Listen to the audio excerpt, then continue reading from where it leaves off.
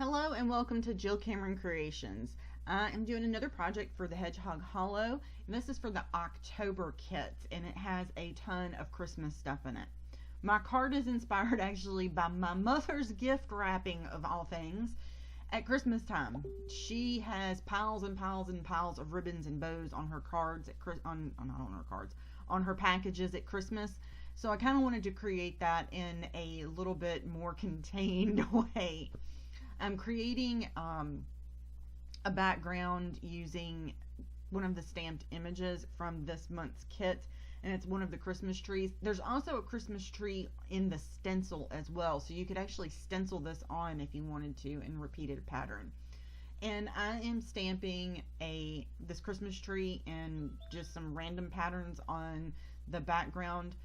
And this is Nina Desert Storm cardstock. It's about 80-pound cardstock. And I'm just stamping away here. I kind of lined up my panel with the background, with my grid mat in the background there, but I'm not really worried about keeping it perfectly straight because I don't want my trees necessarily to be perfectly straight. They're pretty straight across and, you know, that kind of thing, and that's okay. It doesn't need to be perfect. I'm eyeballing it, just keeping it neat, that's all.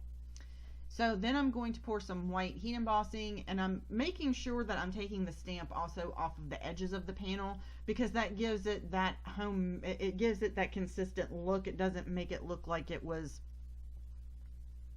made. It makes it look like that it was kind of mass produced, but not really. You can tell that it's homemade, if that makes any sense whatsoever. Anyway, so now let's watch the magic of the heat embossing, because this is always the fun part for me. So I did the background here, and then I'm going to make this look like a little package. And I am going to add strips of glitter cardstock, and this is not the kind of cardstock that has glitter on it. This is that glimmer cardstock, so it doesn't it looks like glitter, but it's not, that I really like, because the glitter doesn't come off on your hands. So I really like this cardstock. Now, this is a kind of card that you can easily mass produce if you wanted to do something similar to this, or even this exact card for your Christmas cards. You mass produce all of your backgrounds, then you die cut all of your pieces, and then you make all of your strips, which we'll see that in just a second, just cutting down some of the cardstock. And you stamp your sentiment, and that's you know, you make your little bow and put your jewel on here, and you'll see more of that. You saw it at the beginning of the video, but you'll see a little bit more of what I'm talking about here in just a second. You do everything in bulk sets of the work, and it works perfectly. The one thing that I would say that you don't need to do if you're going to do this in mass producing for Christmas cards this year is don't do this stuff. I wanted to have a little bit more depth and bulk in my background and make it look like it's a hefty piece of chipboard kind of thing, is kind of what I was going for here. So I did layer my cardstock pieces together after I die cut using the Fawn Fancy Frames die, and I die cut 3 additional pieces of Desert Storm cardstock, and then I'll add the panel that I stamped on the top of that.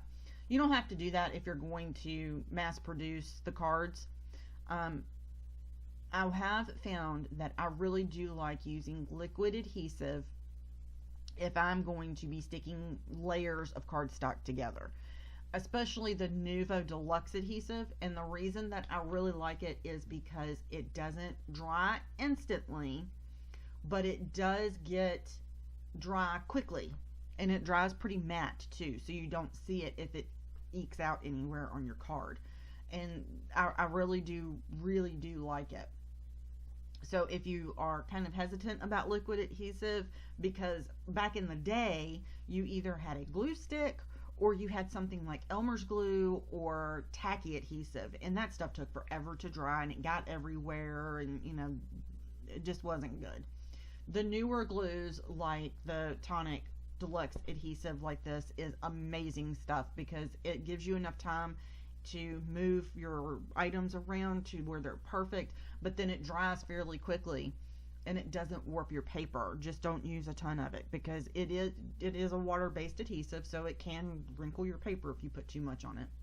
So just keep that in mind when you're making your Christmas cards this year, and save your sanity and use some liquid adhesive, because I promise it will save your sanity. So you saw that I took a green pencil there and tried to draw some little dots. I didn't like it. I said, nope, not doing that, because I was going to put it all over the background. And I started in a place that I knew I could cover up if I didn't like it. And that's exactly what I ended up doing. And this is the glimmer paper, excuse me. And I'm making it look like a little package on the front. And I just used my liquid adhesive to put that down. I pre-made my sentiment strip, and it has some foam adhesive on the back of it. And and this is also from the October kit from Hedgehog Hollow. And I am literally just folding this around the back here, that it makes it look like a little package around the edges. And the Seasonally Yours is also adhered onto some gold glimmer paper. And then it looked plain. I was going to leave it like this at first, but then it looked plain. And I said, nope, we're going to put a big bow on here.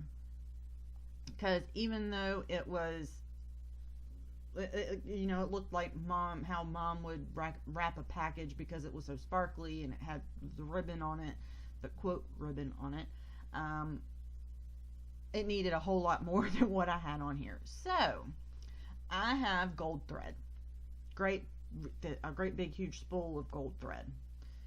To get gold thread for this particular thing, and what I did here was I took the gold thread and I wrapped it around my 4 fingers. I put my 4 fingers together and I wrapped it around it.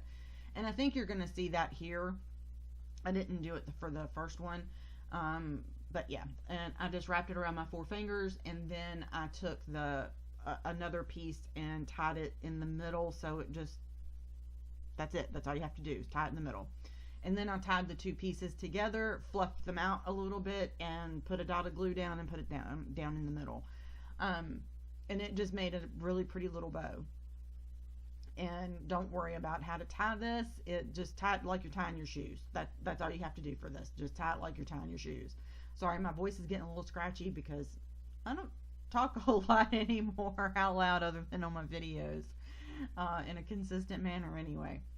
So we're going to I used a jewel from Bo Bunny that was on some, it's on the adhesive back sheets, and it has like pearls and that kind of stuff in it. And I used a red jewel from that, one of the larger ones actually, and put that down right there in the middle. And that's it. That's the entire card. That's something that you can easily mass produce and send to all of your friends for Christmas, and absolutely would love it. I trimmed off some of the little extra hairs there that were sticking out from the gold thread. Don't forget to head over to my blog as well as the Hedgehog Hollow blog for more inspiration for this month's kit, and check out the interactive piece of it too. And that will be actually my last project for the month, will be the interactive part of it. So y'all have an amazing day. Thanks so much for joining me. Don't forget, head over to the Hedgehog Hollow blog, and all the products used are linked below. Have a great day.